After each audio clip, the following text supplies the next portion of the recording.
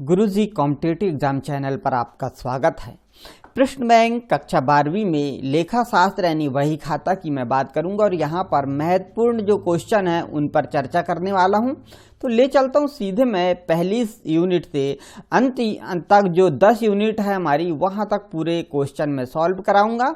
लोक शिक्षण संचालनालय मध्य प्रदेश द्वारा जो प्रश्न बैंक जारी की गई है उस पर मैं चर्चा कर रहा हूं। यहाँ पर देखिए, यहाँ पर अलाभकारी संस्थाओं के लिए लेखांकन जो हमारा भाग 1 अध्याय 1 में दिया गया है, जिसमें वस्तुनिष्ठ क्वेश्चन होंगे 5। इन पर हम चर्चा करने वाले हैं और विभिन्न प्रकार के जो क्वेश्चन इनकी बात करेंगे। तो प्राप्ति भुगतान खाते का शेष सदैव होता है, तो यहाँ पर नाम से सदैव होता है। दूसरा, वर्ष के चंदे की प्राप्त अग्रिम राशि कहलाती है, तो वह दायित्व कहलाती है। लाभ न कमाने वाली संस्थाएं बनाती है, तो ऐसी संस्थाएं आय व्यय खाता बनाती है और आय व्यय खाते में व्यवहारों को लिखा जाता है। तो जो आय व्यय खाता होता है उसको केवल आगमगत या आगम प्रकृति के जो खाते होते हैं उन्हें लिखा जाता है। अब देखिए आगे 5वां क्वेश्चन कि यहाँ पर निम्न में से कौन सी संस्था अलाभकारी संस्था नहीं है। तो जो सार्वजनिक कंपनी होती है ये अलाभकारी नहीं होती है। इसी प्रकार प्राप्ति एवं भुगतान खाता है, यह एक वास्तविक खाता होता है और बकाया जो चंदा है वो हमारी संपत्ति मानी जाती है।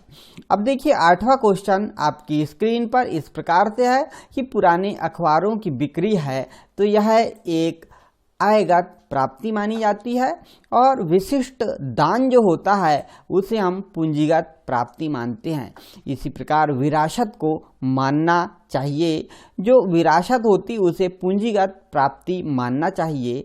और 11वां है गैर व्यापारिक संस्थाओं के अधिकांश लेन देन होते हैं, तो गैर व्यापारिक संस्थाओं के अधिकांश जो लेन देन है वो नगद ही होते हैं।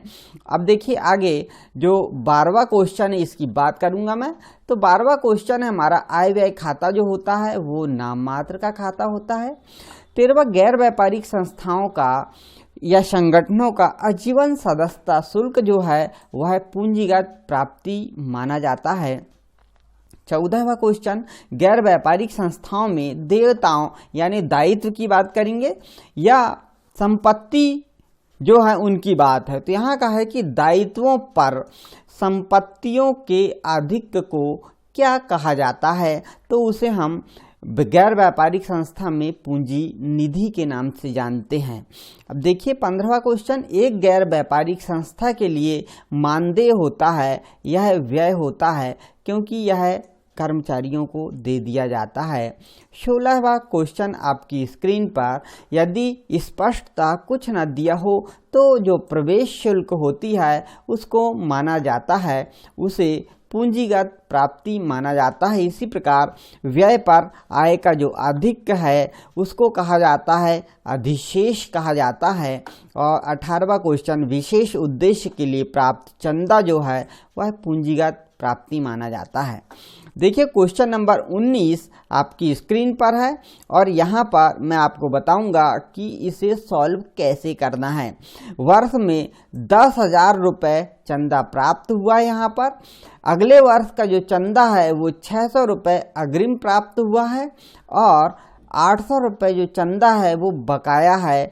तो इस प्रकार से आपको सॉल्व करना है कि वर्तमान में हमें प्राप्त जो हुआ है उसकी यहाँ हम बात कर रहे हैं। तो यहाँ पर आप देख सकते हैं जो हमें प्राप्त हुआ है वो कितना है, 10,000 रुपये हमें प्राप्त हुआ है।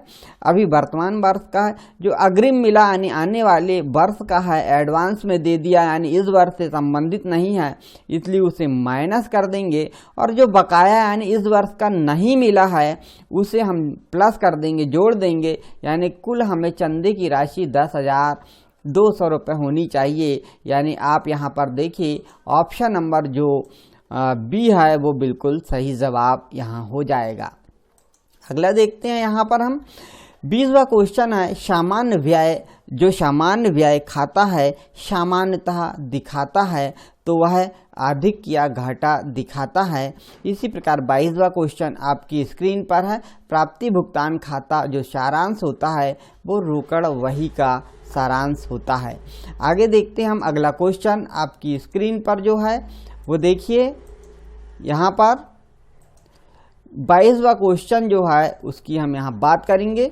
और 22वां क्वेश्चन आपकी स्क्रीन पर जो दिखाई दे रहा है कि वर्ष के दौरान स्टेशनरी हेतु 10,80 रुपये चुकाए। अब यहाँ पे बताया गया है कि यहाँ पर 1,000 रुपये 80 रुपये 1,080 चुकाए, यानी हम भुगतान कर दिया। वर्ष के प्रारंभ में स्टेशनरी का स्टॉक 300 रुपये का था और वर्ष के अंत में स्टॉक 600 रुपये का था। तो देखिए स्टेशनरी के लिए दिए उसमें से जो अंत में बचा हुआ है उसे माइनस कर देंगे, कम कर देंगे, और जो प्रारंभ में था उसे जोड़ देंगे हम, यानी 780 रुपये यहाँ पे हमारा आंसर आ जाएगा। तो यहाँ देखिए हमने ऑप्शन जो सी है एकदम सही जवाब हो जाएगा। आगे देखते हैं सत्य असत्य यहाँ पर पूछा गया है, और सत्य असत्य में देखिए प्राप्ति जो भुगतान खाता है, यहाँ पर प्राप्ति भुगतान खाते में केवल पूंजीगत मदें लिखी जाती है।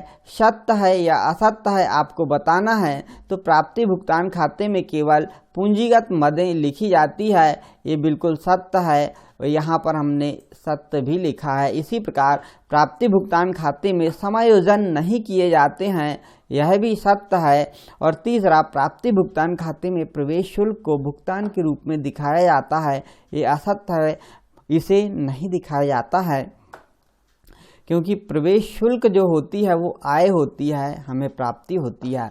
और पेशेवर व्यक्ति अपना हिसाब रोकड़ पद्धति से रखता है, बिल्कुल सही है। और गैर व्यापारिक संस्थाओं की मुख्य आय चंदा एवं दान है, तो एकदम सही जवाब हो जाएगा, सत्य हो जाएगा यह।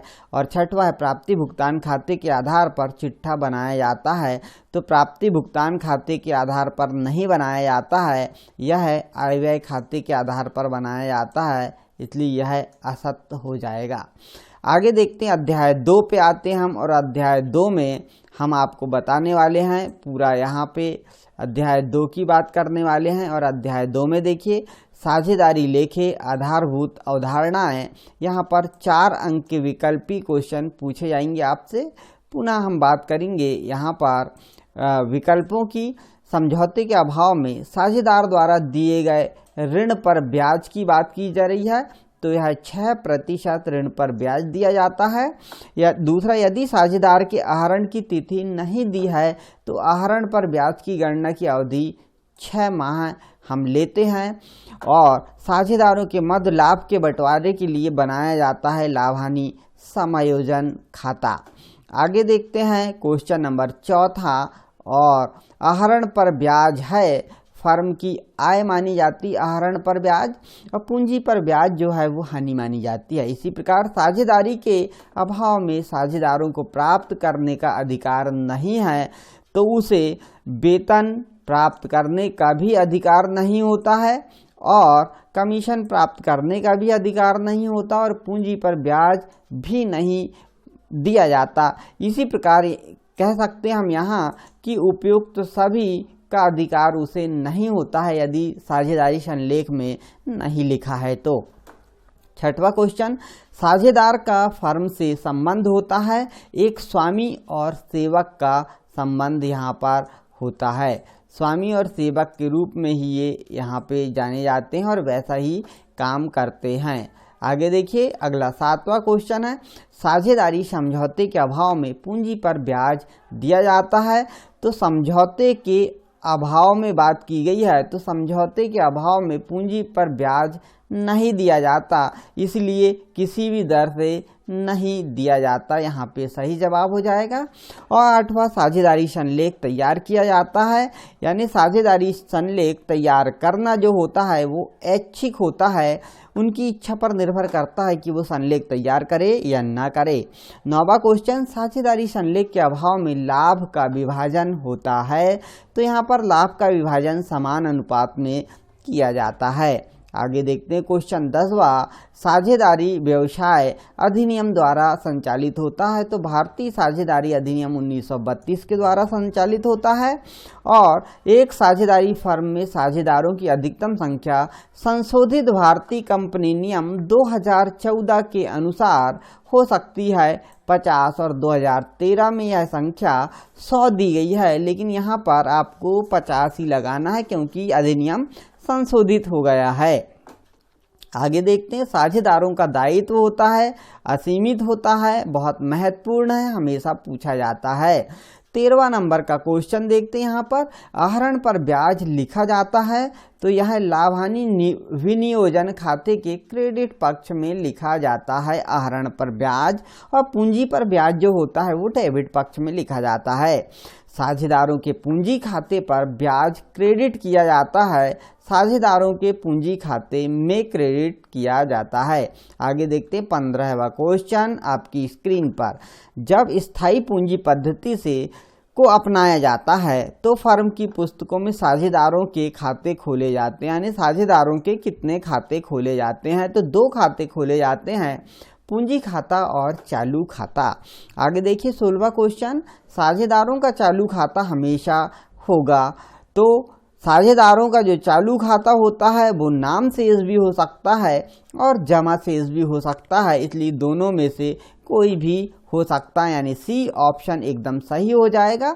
अगला देखते हैं, जो साझेदार हैं तो साझेदारों के पूंजी पर ब्याज की गणना होती है, आपको सही जवाब देना है यहाँ पर। तो साझेदारों के पूंजी पर ब्याज की गणना जो प्रारंभिक पूंजी होती है उस पर हम कैलकुलेशन करते हैं, उस पर यहाँ पर गणना करते हैं। इसी प्रकार चालू खाता एक व्यक्तिगत खाता होता है और पूंजी पर ब्याज को सामान्यतः मानना चाहिए, लाभ का विनियोजन मानना चाहिए। इसी प्रकार देखिए अगला क्वेश्चन 20वां आपकी स्क्रीन पर यह है, स्थिर पूंजी खाता विधि के अंतर्गत, यानी स्थायी पूंजी खाता विधि के अंतर्गत साझेदारों के पूंजी खाते पर ब्याज क्रेडिट किया जाता है, साझेदारों के चालू खाते में क्रेडिट किया जाता है, क्योंकि यहाँ पर 2 खाते तैयार किए जाएंगे स्थायी पूंजी पद्धति में, एक साझेदारों का खाता और दूसरा साझेदारों का चालू खाता। देखिए साझेदारी समझौता हो सकता है, यह लिखित या मौखिक दोनों हो सकता है, यानी ऑप्शन नंबर सी एकदम सही जवाब हो जाएगा। आगे देखते हैं हम यहाँ पे, और सही जोड़ी बनाइए जो है इसकी बात करेंगे कि जो लिखित समझौता होगा ये साझेदारी संलेख में होगा, और चालू खाता जो होगा यह स्थायी पूंजी पद्धति में तैयार किया जाएगा। आंतरिक दायित्व जो होगा ये साझेदारों का ऋण जो है इसे आंतरिक दायित्व कहेंगे, और केवल व्यक्ति ही साझेदार बन सकता है, तो ये सही जोड़ी हो जाएगी। देखते हैं अध्याय 3 यानी भाग फर्स्ट चल रहा है हमारा, और इसमें अध्याय 3 की हम यहाँ बात करेंगे, और इसमें साझेदारी फर्म का पुनर्गठन और साझेदार का प्रवेश आएगा, और यहाँ पर कुल वस्तुनिष्ठ क्वेश्चन की संख्या हो जाएगी 4। देखिए विकल्प पहला, साझेदारी का पुनर्गठन है, तो यह साझेदारों के लाभानुपात में परिवर्तन होता है, और आगे साझेदारों के लाभानुपात में परिवर्तन पर संचितियों का विभाजन होता है पूर्व अनुपात में, यानी पूर्व में जो अनुपात था साझेदारों का उस अनुपात में किया जाता है। आगे देखते हैं यहाँ पर हमारे सामने जो क्वेश्चन है इनकी हम बात करेंगे। तो तीसरा क्वेश्चन है, ख्याति का मूल्यांकन जो है वह आवश्यक होता है, आपको बताना है कब आवश्यक होता है। तो यह साझेदारों के लाभ अनुपात में के परिवर्तन के समय आवश्यक होता है। इसी प्रकार साझेदारी फर्म के पुनर्गठन पर संपत्तियों के मूल्य में वृद्धि का परिणाम जो होता है कि वर्तमान साझेदारों को लाभ होता है। और आगे 5वां क्वेश्चन है कि साझेदारी फर्म के पुनर्गठन पर अलिखित संपत्ति यानी जो लिखी नहीं है ऐसी संपत्ति का लेखा करने पर होगा वर्तमान साझेदार को लाभ हो जाएगा। और 6वां है साझेदारी फर्म के पुनर्गठन पर अलिखित जो दायित्व है उसका लेखा करने पर होगा वर्तमान साझेदार को हानि हो जाएगी यहाँ पर, क्योंकि वह दायित्व उत्पन्न हो जाएगा। इसी प्रकार पुनर्मूल्यांकन खाता या लाभ हानि समायोजन खाता एक नाम मात्र का खाता होता है। और 8वां क्वेश्चन आपकी स्क्रीन पर पुनर्मूल्यांकन खाते का शेष पुराने साझेदारों के पूंजी खाते में हस्तांतरित किया जाता है पुराने लाभ हानि अनुपात में। देखिए क्वेश्चन नंबर 9 की बात करेंगे और यहाँ पे समझने के लिए ये क्वेश्चन बहुत ज़रूरी है, तो हम समझाते हैं। यहाँ पर x और y 2:3 के अनुपात में लाभ बांटते हैं, यानी दोनों को जोड़ेंगे हम 2 धन 3 करके जोड़ेंगे तो हो जाएगा टोटल कितना 5 हो जाएगा, यानी x का 2/5 और y का यहाँ 3/5 हो जाएगा। अब देखिए भविष्य में उन्होंने समान अनुपात समान यानी 1:1 की बात कर रहे हैं, यानी 1 और 1 2 हो जाएगा, यानी 1/2 की बात करेंगे और 1/2, यानी अब इन्होंने साझेदारों का त्याग निकालना है तो पुराना अनुपात माइनस नया अनुपात इसका सूत्र होता है। तो x का निकालेंगे 2/5 में से 1/2 घटाएंगे तो ऋण आने प्राप्ति हो जाएगी, इसके पास कम आ रहा तो ले लेगा। और y का भी हम लघुत्तम निकालेंगे 5 और 5 का, तो यहाँ पर देखिए 5 और यहाँ पर तो कितना हो जाएगा 10 हो जाएगा और 10 1/10 यानी त्याग हो जाएगा। यानी सही जवाब यहाँ पे हम देखते हैं तो सही जवाब हो जाएगा ऑप्शन सी, बाय द्वारा जो त्याग होगा वो 1/10 हो जाएगा। आगे देखते हैं। ख्याति एक अमूर्त संपत्ति होती है, स्थायी संपत्ति भी होती है। 11वां क्वेश्चन देखते हैं हम, और 11वां क्वेश्चन है हमारे सामने कि पिछले 4 वर्षों का लाभ जो 8,000 धन 12,000 धन 10,000 धन 10,000 है, 2 वर्षों के औसत लाभ के आधार पर ख्याति का मूल्यांकन करना है। तो विगत वर्षों के लाभों को जोड़कर कुल वर्षों की संख्या का यहाँ भाग दे दिया जाता है तो हमें औसत लाभ प्राप्त हो जाता है। यानी यहाँ पर हमने देखा है कि सभी को हमने योग किया यहाँ पर, तो हमारे पास आया कितना 40,000, और जो 40,000 आया उसमें 4 का भाग दे दिए तो 10,000 आया, ये औसत लाभ आया। और क्रय वर्ष यहाँ पर हमारे पास दिया 2 वर्ष, तो हमने क्रय वर्ष में 2 लिखा और औसत में 10,000 लिखा, यानी ख्याति 20,000 आ जाएगी हमारे पास। और जो ख्याति है वह सी ऑप्शन 20,000 एकदम सही उत्तर हो जाएगा। आगे देखते हैं हम यहाँ पे। अधिलाभ जो है वह औसत लाभ माइनस सामान्य लाभ यानी अधिलाभ होता है। और ख्याति का सूत्र क्या है, औसत लाभ गुणित क्रय वर्षों की संख्या भी होता है, भारित औसत लाभ गुणित क्रय वर्षों की संख्या भी होता है, अधिलाभ गुणित क्रय वर्ष की संख्या होता है। यानी ये सभी के सूत्र के द्वारा हम ख्याति का मूल्यांकन कर सकते हैं। आगे देखिए, लाभ अनुपात जो होता है वो क्या है, तो लाभ अनुपात यानी प्राप्ति अनुपात की बात कर रहे हैं, और प्राप्ति अनुपात होता है नया अनुपात माइनस पुराना अनुपात, यानी नया अनुपात माइनस जो पुराना अनुपात होगा वो प्राप्ति अनुपात हो जाएगा। तो यहाँ पर सी ऑप्शन सही जवाब हो जाएगा। आगे देखिए, ख्याति की गणना की भारित औसत विधि का उपयोग तब किया जाता है जब लाभ में उतार चढ़ाव होते हैं। और अगला है हमारा त्याग अनुपात बराबर पुराना अनुपात माइनस लाभ अनुपात। अब देखिए आगे यहाँ पर जब नया साझेदार अपने हिस्से की ख्याति की राशि नगद में लाता है तो उस राशि को डेबिट करेंगे रोकड़ खाते में, और जब नया साझेदार अपने हिस्से की ख्याति की राशि नगद नहीं लाता है तो उस राशि को डेबिट करेंगे नए साझेदार के पूंजी खाते में, यानी साझेदार के पूंजी खाते में इसे जोड़ दिया जाएगा। 19वां क्वेश्चन, एक नया साझेदार फर्म में शामिल किया जा सकता है पुराने साझेदारों की सहमति से, यदि सब सहमत हैं तब। और 20वां, त्याग का अनुपात ज्ञात करना पड़ता है साझेदार के प्रवेश पर, जब साझेदार का प्रवेश होता है तब ज्ञात किया जाता है। 21वां क्वेश्चन है, पुनर्मूल्यांकन के लाभ को पुराने साझेदारों में विभाजित करेंगे पुराने अनुपात में, यानी पुराना जो लाभ अनुपात होगा उसमें किया जाएगा। और 22वां, नए साझेदार के द्वारा ख्याति की राशि दी जाती है, लाभ के में हिस्सा पाने के लिए ख्याति की राशि दी जाती है। और नए साझेदार के प्रवेश के समय पुराने आर्थिक चिट्ठी में प्रदर्शित सामान्य संचय को हस्तांतरित किया जाता है, पुराने साझेदारों के पूंजी खाते में हस्तांतरित कर दिया जाता है। 24वां क्वेश्चन, अब और सा एक फर्म में साझेदार हैं, द नए साझेदार के रूप में प्रवेश करता है तो पुरानी साझेदारी पुनर्गठित होगी।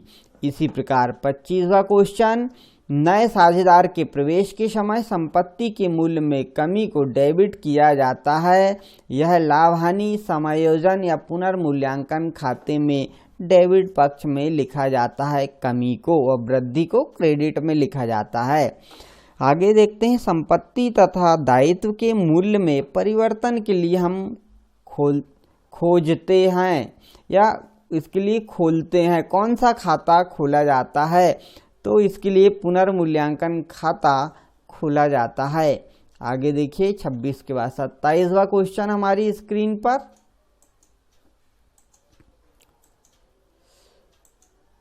दायित्वों में कमी है, दायित्व में कमी होती तो इसे हम कहते हैं लाभ, क्योंकि दायित्व कम हुए यानी हमें कम पैसे देने होंगे।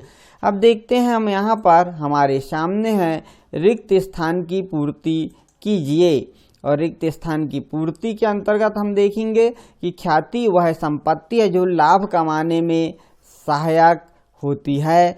इसी प्रकार व्यवसाय का वास्तविक मूल्य, जो ख्याति का वास्तविक मूल्य है, व्यवसाय के विक्रय पर ज्ञात हो सकता है कि ख्याति कितनी है।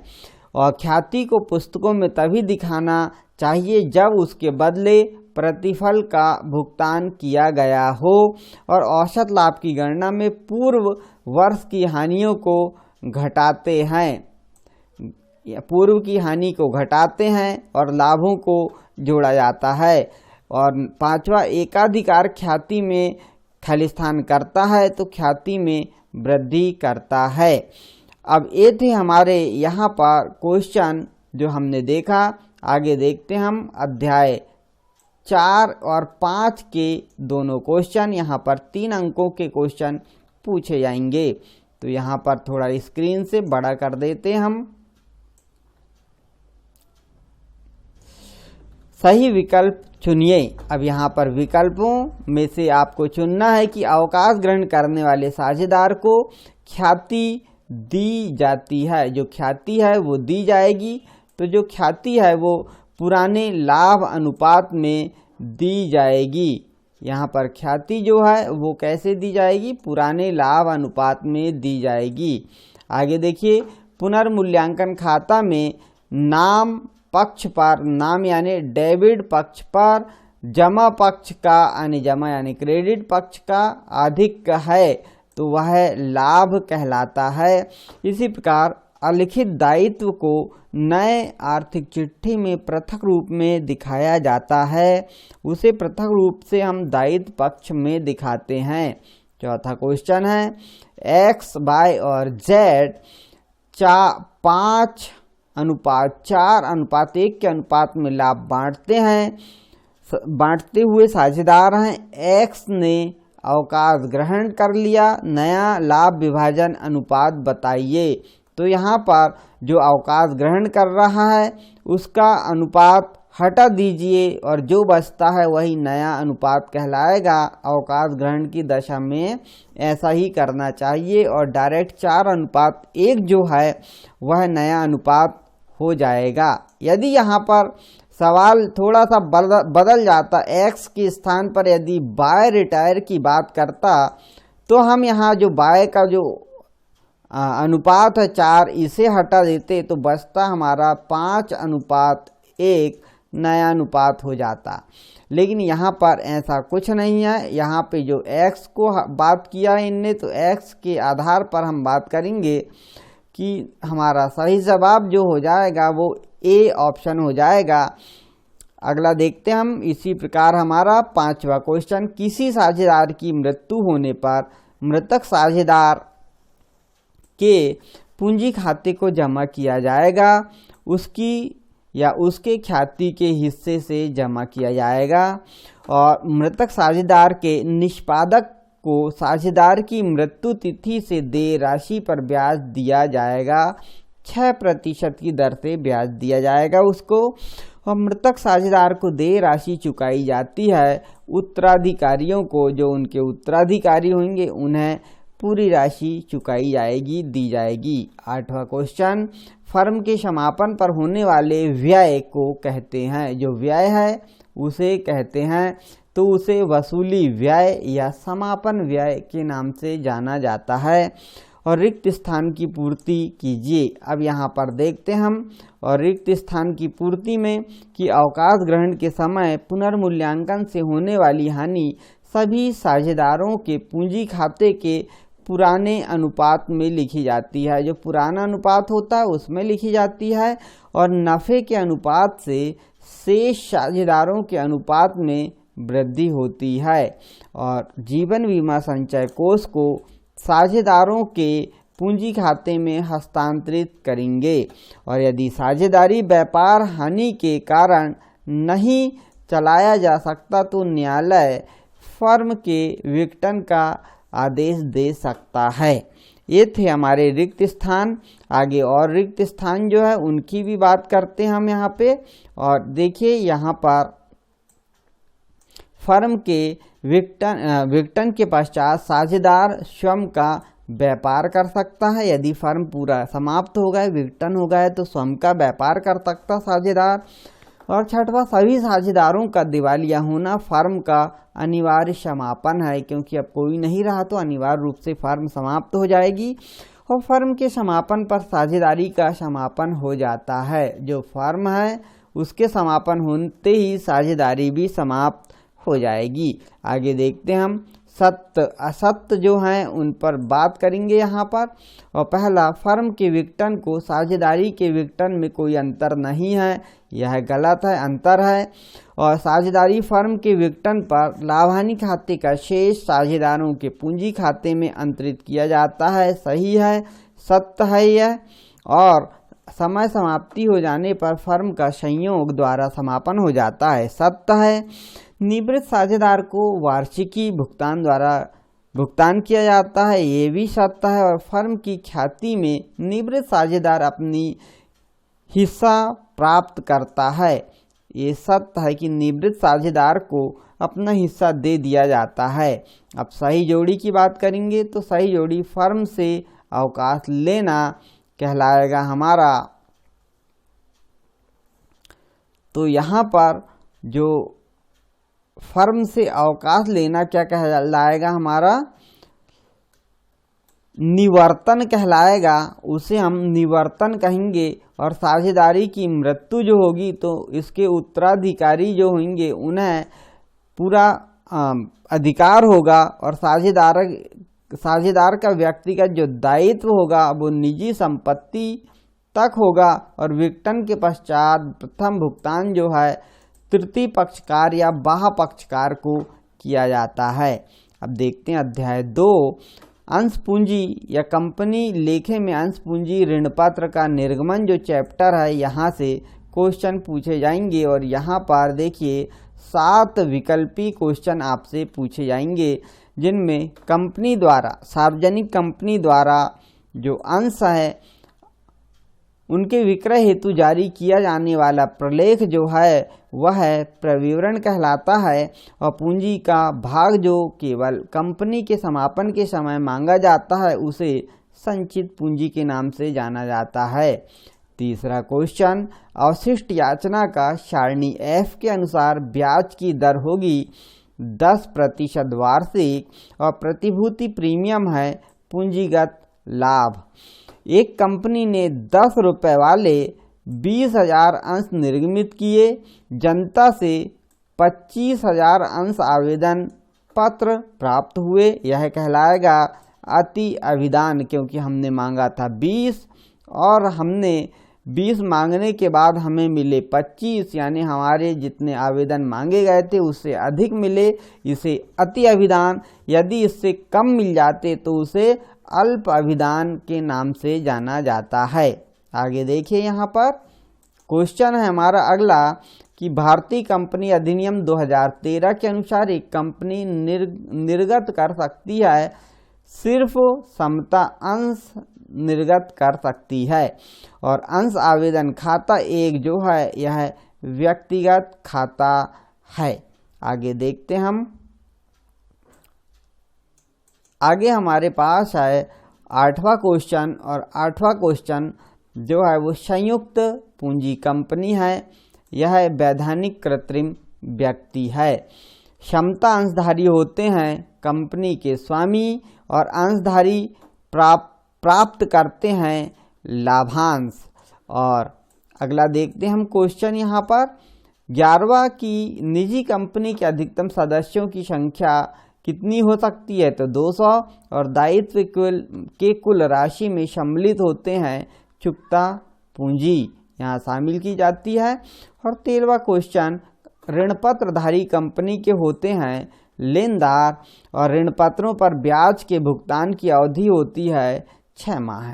ऋणपत्रों के निर्गमन पर कटौती की राशि पूंजीगत हानि मानी जाती है।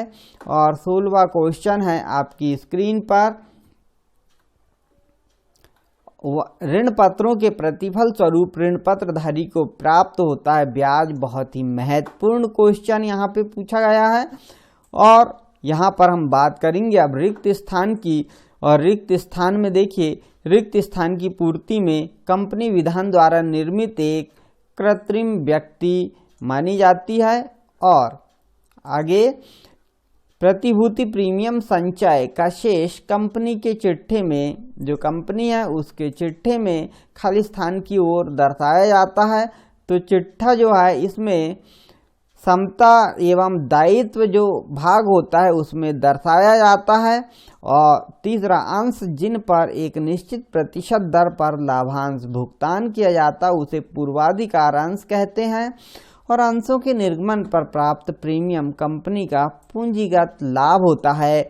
और तालिका F के अनुसार अग्रिम याचना पर अधिकतम 12% वार्षिक की दर से ब्याज दिया जाता है। और अंश 2 प्रकार के होते हैं, पूर्वाधिकार अंश और क्षमता अंश और पूर्वाधिकार अंश।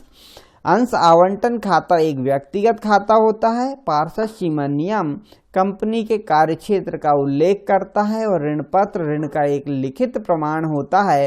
ऋणपत्र धारी कंपनी के प्रबंध में हस्तक्षेप नहीं करते हैं। और अशुद्ध ऋणपत्र वे होते हैं जिनका भुगतान कंपनी के समापन की दशा में किया जाता है। सत्य असत्य देखते हैं। एक निजी कंपनी प्रविवरण जारी नहीं कर सकती, सत्य है। क्षमता अंशों पर लाभांश की दर निश्चित होती है, असत्य है। 2 याचनाओं के मध्य न्यूनतम 2 माह का समय होना चाहिए, ये असत्य है। अंशों की संपूर्ण राशि एक साथ प्राप्त की जा सकती है, सत्य है। 5वां, अग्रिम याचना प्राप्त होने पर बैंक खाता डेबिट और अग्रिम याचना खाता क्रेडिट किया जाता है, सत्य। अग्रिम मांग या जो याचना है अंश पूंजी का भाग है, असत्य है ये। और अंशधारी अग्रिम मांग पर लाभांश प्राप्त करने के अधिकारी होते हैं, असत्य। संयुक्त पूंजी कंपनी का पंजीयन अनिवार्य है, सत्य। बंधक ऋणपत्र सुरक्षित ऋणपत्र कहलाते हैं, सत्य है। और ऋणपत्रों पर केवल लाभ होने की स्थिति में ही ब्याज दिया जाता है, ये असत्य है। लाभ हो या हानि दिया जाएगा। और ऋण पत्रधारी कंपनी के सदस्य नहीं होते हैं, सत्य है, क्योंकि लेनदार होते हैं। और 12वां ऋण पत्रधारियों को कंपनी की सामान्य सभा में मतदान का अधिकार होता है, सत्य है। सही जोड़ी बनाइए।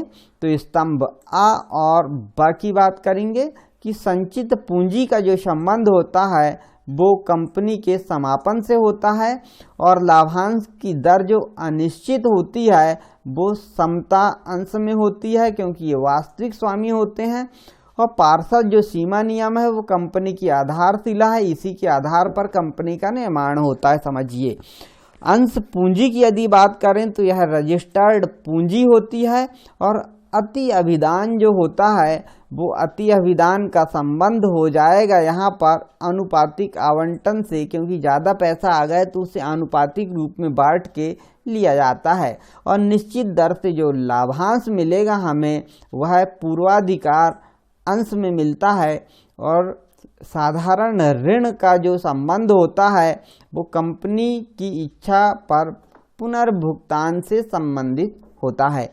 और समता अंशधारी जो होते हैं वो कंपनी के स्वामी होते हैं। और वाहक ऋण पत्र जो होता है वो सुपुर्दगी यानी जो ले जाके देगा उसे पैसे यहाँ पे दे दिए जाएंगे, उससे संबंधित होता है। बात करेंगे एक वाक्य में उत्तर की। अंशधारी को जो प्रमाण दिया जाता है उसे हम अंश पत्र के नाम से जानते हैं, और कंपनी की स्थापना करने वाले व्यक्ति को प्रवर्तक कहते हैं। और अंकित मूल्य से अधिक मूल्य पर अंशों का निर्गमन कहलाता है, उसे हम प्रीमियम पर निर्गमन कहते हैं। आगे देखते हैं वे ऋण पत्र जो अंशों में बदले जा सकते हैं वे कौन से ऋण पत्र कहलाते हैं, तो उन्हें हम परिवर्तनशील ऋण पत्र कहते हैं। और दीर्घकालीन ऋणों के लिए जारी प्रपत्र जो कहलाते हैं उन्हें हम ऋण पत्र कहते हैं। दीर्घकालीन ऋण के लिए जो प्रपत्र जारी किए जाते हैं। तो इस प्रकार से ये हमने देखा एक वाक्य में उत्तर। आगे देखते हैं कंपनी के वित्तीय विवरण का विश्लेषण। यहाँ देखते हैं, यहाँ 7 विकल्पी क्वेश्चन पूछे जाएंगे। और पहला है आपके सामने ये विकल्प की कंपनी के चिट्ठे में चालू दायित्व व प्रावधान शीर्षक में दिखाया जाएगा, विविध देनदार दिखाया जाएगा, और अमूर्त संपत्ति जो है वो ख्याति है। आगे देखते हैं मूर्त संपत्ति जो है वो भूमि है, स्थायी संपत्ति भूमि भवन है, और वित्तीय विवरण के निर्वचन में शामिल होता है उपयुक्त सभी, यानी आलोचना तथा विश्लेषण शामिल होता है, तुलना एवं प्रवृत्ति अध्ययन और निष्कर्ष निकालना शामिल किया जाता है। आगे देखते हैं 6वां क्वेश्चन कि वित्तीय विवरण की तुलना व्यवसाय की कौन सी प्रवृत्ति को इंगित करती है, तो लाभदायकता को, वित्तीय स्थिति को, निष्पादन क्षमता को, यानी सभी को। किसमें वृद्धि होने से शुद्ध लाभ में वृद्धि होगी, तो संचालन आय में जो वृद्धि होगी तो लाभ में वृद्धि हो जाएगी। और किसमें परिवर्तन होने से उत्पादन लागत अपरिवर्तित रहेगी, तो विक्रय व्यय से उत्पादन लागत अपरिवर्तित रहेगी। रिक्त स्थान की बात करते हैं हम यहाँ पर, और रिक्त स्थान में देखिए समांतर विश्लेषण, तुलनात्मक विवरणों को समांतर विश्लेषण भी कहते हैं। आगे समरूप विवरण जो होता है, समरूप विवरणों को लंबवत विश्लेषण कहते हैं। और किसी वित्तीय वर्ष के मध्य दिए गए लाभांश को अंतरिम लाभांश के नाम से जाना जाता है। चालू वर्ष का प्रस्तावित लाभांश आकस्मिक दायित्वों में शामिल किया जाता है। वित्तीय विवरण में मौद्रिक सूचनाएं होती है। चिट्ठे में स्थायी संपत्तियों को ह्रास घटाकर दिखाया जाता है, और वित्तीय विवरण लेखांकन प्रक्रिया के अंतिम उत्पाद हैं। और कंपनी की वार्षिक रिपोर्ट अंशधारियों के लिए निर्गमित किया जाता है, जिससे उन्हें पता चल सके कि उनने जो भी यहाँ पर पैसा लगाया है उसका कितना उपयोग किया गया है। आगे देखते हैं सही जोड़ी बनाइए, और सही जोड़ी बनाइए यहाँ पर देखते हैं हम। पहला, सामान्य जो संचय का संबंध हमारा होगा वो संचय एवं अधिक शीर्षक से होगा। व्यापारिक देयताओं का जो संबंध है विविध लेनदार से होगा, और वाहन जो है इसका संबंध स्थायी संपत्ति से हो जाएगा। कई वर्षों का वित्तीय जो विश्लेषण है यह सम स्तर विश्लेषण कहलाएगा, और एक अवधि का जो विश्लेषण होगा उसे हम शीर्ष विश्लेषण के नाम से जानेंगे, और गुणात्मक विश्लेषणों का जो अभाव होगा वह वित्तीय विवरणों की सीमा से संबंधित होगा। अब देखते हैं शत ऐसी संपत्तियां जो वर्ष के दौरान नगद राशि में परिवर्तित की जा सकती है चालू संपत्ति कहलाती है, बिल्कुल सत्य है। दूसरा, मांग की वह राशि जो अंशधारियों से मांगने के बाद भी बाकी हो अदत्त मांग कही जाती है, सत्य है। और चालू दायित्व का निपटारा 12 माह के अंदर किया जाता है, बिल्कुल सत्य है। और पूंजी को चिट्ठी में दर्शाया जाता है, सत्य है। अंशधारी कंपनी के वास्तविक स्वामी होते हैं, सत्य है। और सकल लाभ की राशि में वृद्धि लाभदायकता में वृद्धि को इंगित करती है, बिल्कुल सत्य है। और वित्तीय विवरण की तुलना भविष्य में व्यवसाय के विकास की प्रवृत्ति को इंगित करती है, सत्य है। बिक्री में बिना वृद्धि हुए उत्पादन लागत में वृद्धि होने से लाभ की मात्रा बढ़ती है, असत्य है। अब देखते हैं निम्नलिखित प्रश्नों के उत्तर एक वाक्य में दीजिए, और एक वाक्य में हम यहाँ पे बात करते हैं कि चिट्ठा कब बनाया जाता है, तो तिथि विशेष पर या वर्ष के अंतिम तिथि को बनाया जाता है। और वित्तीय विवरणों का आलोचनात्मक मूल्यांकन क्या कहलाता है, तो वित्तीय विश्लेषण कहलाता है। और कौन से काल की वित्तीय आवश्यकता की पूर्ति चालू स्रोतों से नहीं की जानी चाहिए, तो उत्पादन लागत बढ़ जाएगी तो नहीं की जानी चाहिए। और अधिक मजदूरी के भुगतान का उत्पादन लागत पर क्या प्रभाव पड़ता है, तो दीर्घकालीन प्रभाव पड़ता है। कौन से विवरण विश्लेषण को अवयव प्रतिशत विश्लेषण के रूप में भी जानते हैं, तो समाकार को। और किस बिंदु पर कुल लागत कुल बिक्री के बराबर मानी जाती है, तो सम विच्छेद बिंदु पर। ये थे हमारे क्वेश्चन 4 के, और 5 और 6 की बात करते हैं लेखांकन अनुपात और रोकड़ प्रवाह विवरण की। इस पर 2 अंक निर्धारित हैं, जिनमें देखिए यहाँ निम्नलिखित में से कौन सी तरल संपत्ति है, तो जो देनदार है वो तरल संपत्ति मानी जाती है। दूसरा, आदर्श चालू अनुपात जो होता है तो 2:1 होता है। देखिए पहले तो तरल अनुपात होता है, फिर चालू अनुपात होता है और अधिक तरल अनुपात होता है, तो यहाँ पर 2:1 होता है। इसी प्रकार संचालन अनुपात लाभदायकता अनुपात के अंतर्गत आता है। और आगे बात करेंगे हम, यदि चालू अनुपात 2:5 है और चालू दायित्व की राशि 25,000 है, तो चालू संपत्ति की राशि 10,000 होगी। आगे तरल अनुपात जाना जाता है अम्ल परीक्षण अनुपात के नाम से इसे जानते हैं हम। और छठवां, रोकड़ बहाव विवरण तैयार करना और प्रस्तुत करना अनिवार्य है, सूचीबद्ध कंपनियों के लिए अनिवार्य माना जाता है। आगे देखिए अगला हमारे पास क्वेश्चन है जो 7वां क्वेश्चन देखते हैं हम। यहाँ पे रोकड़ बहाव विवरण में दर्शाया जाता है, आपको बताना है। रोकड़ बहाव विवरण में रोकड़ का स्टॉक रोकड़ का उपयोग दर्शाया जाता है और रोकड़ के आंतरिक बहाव का आशय प्राप्त रोकड़ से है। अब रिक्त स्थान की पूर्ति कीजिए। रिक्त स्थान की पूर्ति कीजिए में 1 वर्ष में देय दायित्वों को चालू खाली स्थान कहते हैं, तो उन्हें हम दायित्व कहते हैं, उनका नाम दायित्व है। और अनुपात एक संख्या का दूसरी संख्या से गणितीय संबंध होता है, क्योंकि अनुपात इस प्रकार से हम बनाते हैं, तो एक संख्या का दूसरी संख्या से गणितीय संबंध होता है। चल संपत्ति बटे चल दायित्व यानी चालू अनुपात का सूत्र है यह। और रोकड़ बहाव विवरण में रोकड़ का आंतरिक एवं बाह्य बहाव दोनों शामिल है, आंतरिक बहाव और बाह्य बहाव दोनों शामिल है।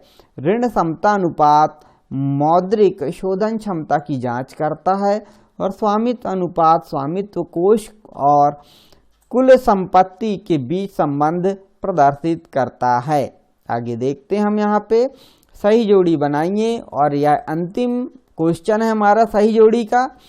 आदर्श तरल अनुपात जो होता है वो 1:1 होता है। चालू अनुपात हमने पहले बताया था 2:1 होता है।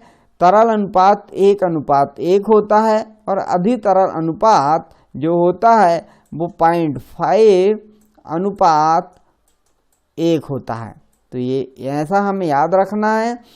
आदर्श ब्याज सुरक्षा जो अनुपात होगा वो 6 से 7 गुना होता है और संचालन क्रियाएं होती है जो वो आय अर्जित करने वाली क्रिया है और ऋण समता अनुपात 1.2:1 अच्छा माना जाता है। तो ये था आप सभी के लिए बहुत ही महत्वपूर्ण। यदि आपको पसंद आया है तो अपने दोस्तों को शेयर करना ना भूलें। आज के लिए इतना ही। नमस्कार।